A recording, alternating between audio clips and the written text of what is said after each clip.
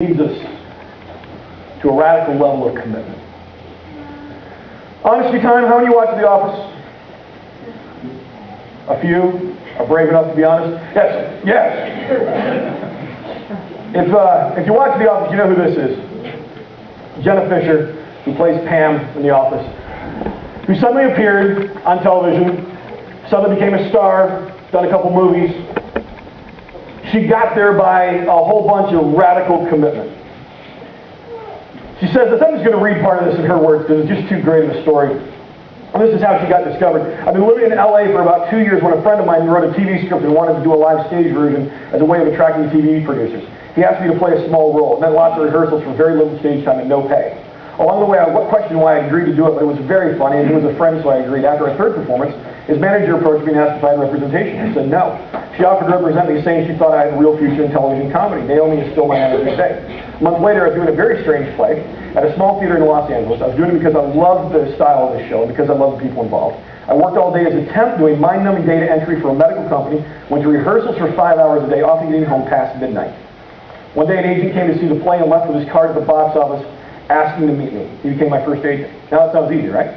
That was after 2 years of working as a temp, doing every acting gig I could find for free, borrowing money to get a new engine for my car, wearing a pair of shoes with a hole in them because I couldn't afford anything else. Did I mention my living room curtain was made from a torn bedsheet? It was another 3 years before I got my first speaking part on television. That show was Spin City. I played a waitress in a scene where the girl playing Charlie Sheen's crazy date threw bread at me. Every year I did a little more than the year before. For the first 5 years, I probably earned between, what do you think, $100,000 and $2,000 a year. Year 6 became a big year for her. She earned $8,000 from acting. But you put in a lot of money into the career. Headshots are expensive. Photo sessions and getting prints can run anywhere from $500 to $800. Classes range from $150 to $500 a month. Costs $1,200 to join SAG. That's the acting guild. Once you're eligible, and apartments are crazy expensive. $700 to $1,000 for a bad apartment where you share with at least one roommate. It's no wonder my living room curtain was a bedsheet. That's radical, crazy commitment.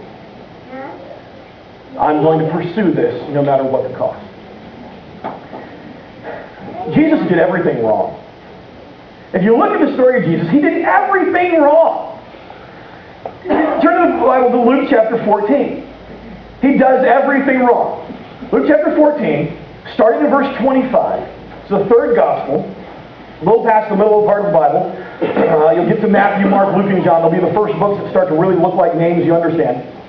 Past Malachi, and, well, that's not that bad of a name. Obadiah and such. Luke chapter 14, verse 25. A large crowd was following Jesus. Now, business people, when you've got a large crowd coming to check you out, what do? You please the customer, so they'll come back. This is basic business. You have a lot of customers? Build on it. Get more. Don't turn your customers away. He turned around and said to them, and now he's going to give some encouraging words. You are blessed because you're following me.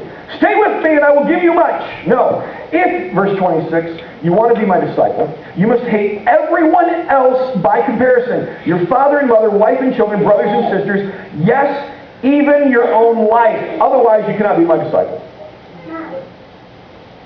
The bar here is set pretty high. Radical commitment. You follow me, drop everything else.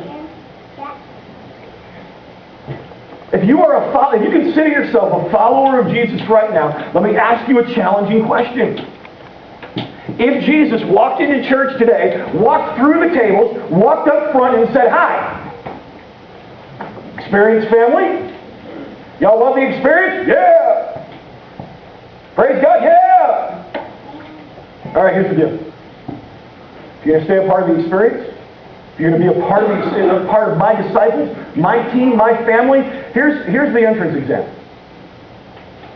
Hate everything else in comparison. Your parents don't matter, your children don't matter, your job doesn't matter, your career doesn't matter, your house doesn't matter, your car doesn't matter, your reputation doesn't matter. Nothing matters except me. Thank you all for coming. And he walked out the door. Where would you be? Oh, it's Jesus! I'd follow him right out the door! Really? Really?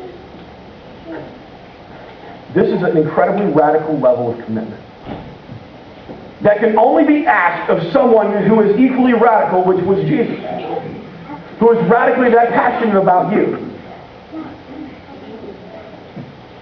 who says, the book of Hebrews says that he left heaven, endured the shame of the cross and the crucifixion, keeping his eyes on the prize, the glory fixed in front of him, and that prize was you. That was his intensity and commitment for you. Not to control you, not to dominate you, not to beat you up, not to condemn you, but to love you and transform your life into something extraordinary.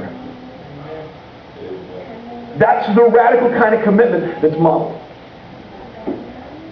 That's the radical kind of commitment that I believe it's time for.